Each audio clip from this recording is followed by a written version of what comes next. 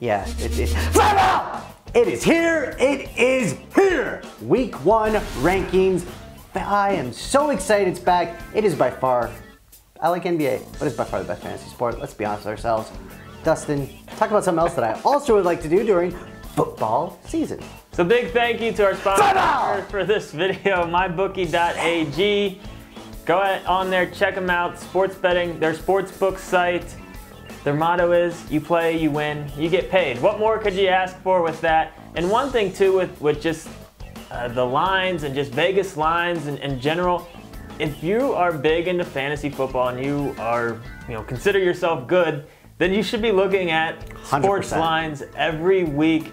So get on to mybookie.ag, check them out, use the promo code SMACK, and you'll get up to 100% bonus. Link is in the description if you want to check them out.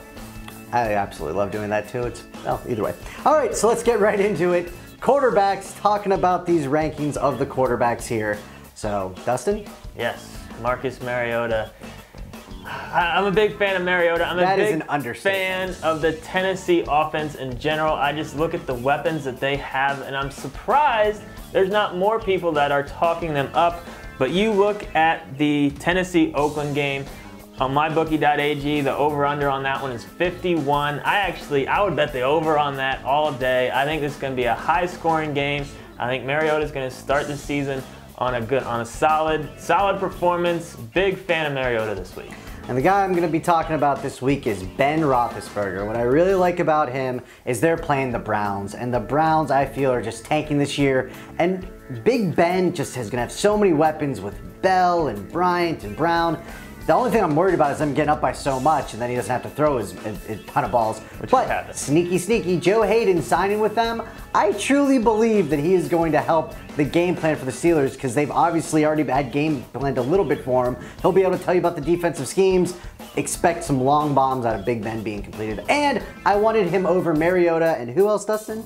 Carr, but Dustin didn't let me because he's the boss and he always says that. So we have a side bet. Ben versus Carr, Ben versus Mariota. Comment below who is going to win each of those bets. I mean, it's pretty clear, I feel. Pretty clear. Continue. All right, let's take a look at running back. And running back is tough going into week 1 because you got the rookies, you got the timeshares. It's so hard to figure out, who you should be counting on the most. The one guy I want to talk about, Dalvin Cook, and that Minnesota-New Orleans matchup.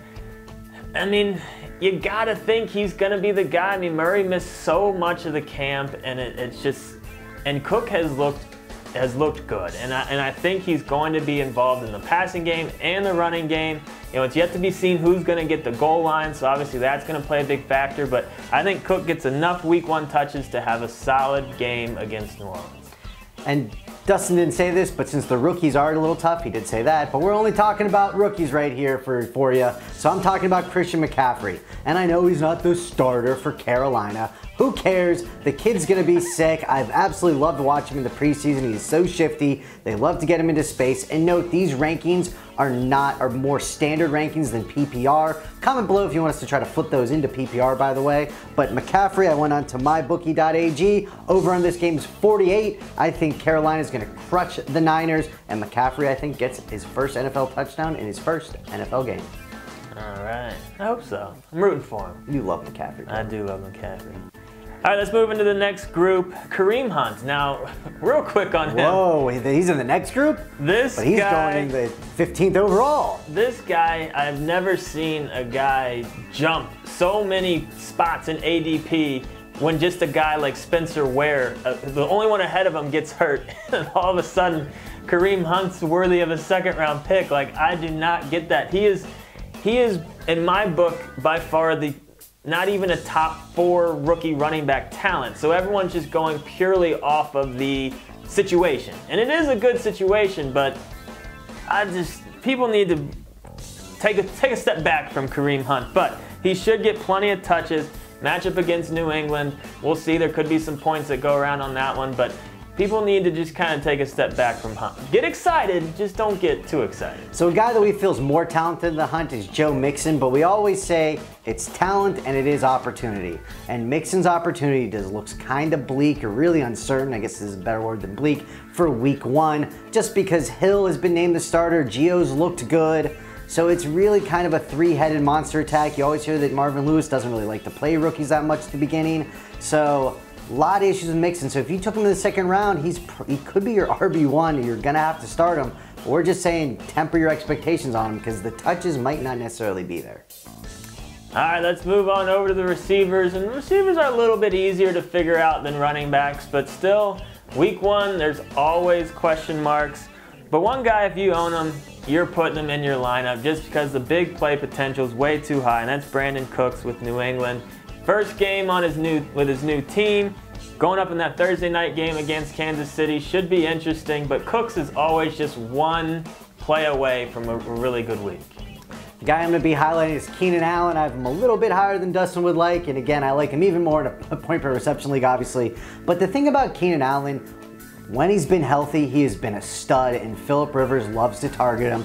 And all you've heard in camp right now is how he's back to 100%, the connection with him and Rivers. And I know they're playing Denver, but Rivers going to have to use him while he's healthy because he's such a bad injury risk. So I think he's used. I think he's getting a ton of targets. I'm looking at about 15 targets for him. You know I'm a big target guy. And if Keenan Allen gets 15 targets, he's going to have a super solid day. That's right, Dustin. A super solid day. Super solid. I mean, yeah, while he's healthy, enjoy it for that first half. I will. Dustin made fun of me because I took him in the auction league because I always take him. First half of the first game before he goes, his spleen explodes. All right, let's take a look at the next group, Tyreek Hill. And here's a guy, I'm excited about him. I think he's going to have some monster games. I think he's going to get featured on that offense. They're going to get the ball in his hands in all sorts of ways. He's by far the best player, playmaker, whatever.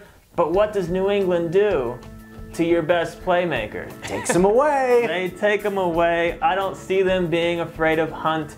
Maybe Kelsey, but I see them really honing in on Hill, making sure he stays coverage away from over those. the top of the entire game. They're going to try to keep him away from those big plays. Try.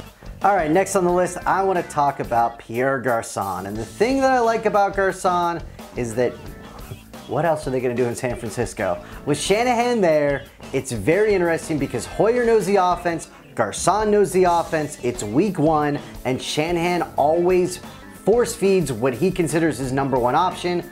Garçon is the #1 option for the 49ers. I think he's a very, very intriguing, potentially high targets, volume type wide receiver this week.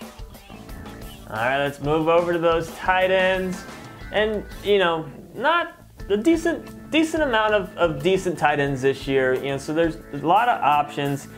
But we essentially almost ranked them how we ranked them for That's kind of what you have to do with tight our ends. season long, just because, you know, every week they're so heavily dependent on touchdowns, and they're not as impacted by matchups in a sense. So Jimmy Graham's the guy I want to talk about.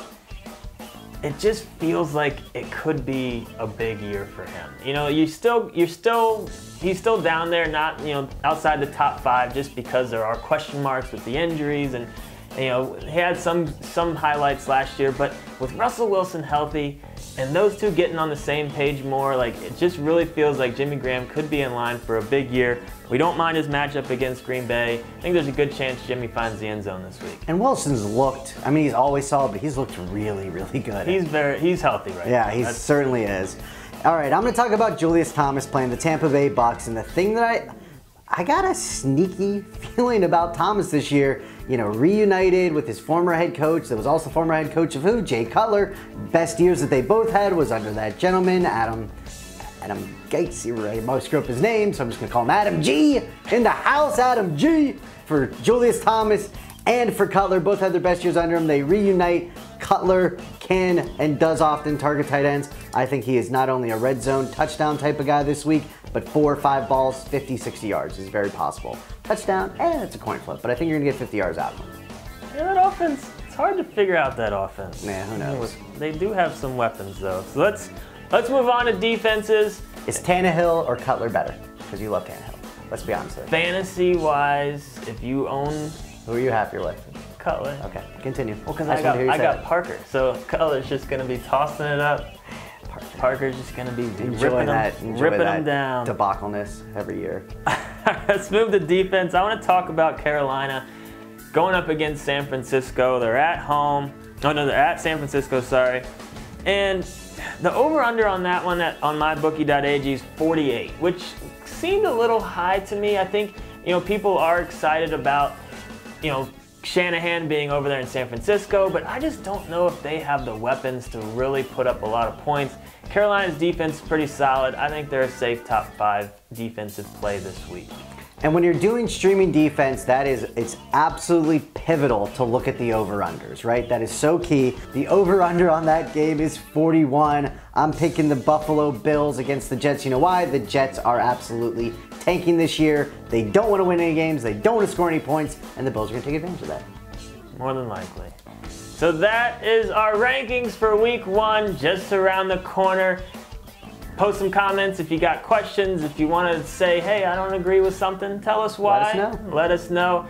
If you want to get into our FanDuel game, click on the link in the description. Got the private game going where you can win a sweet shirt that says, I beat the experts at Fantasy Smack Talk. Subscribe, like the video. Good luck week 1.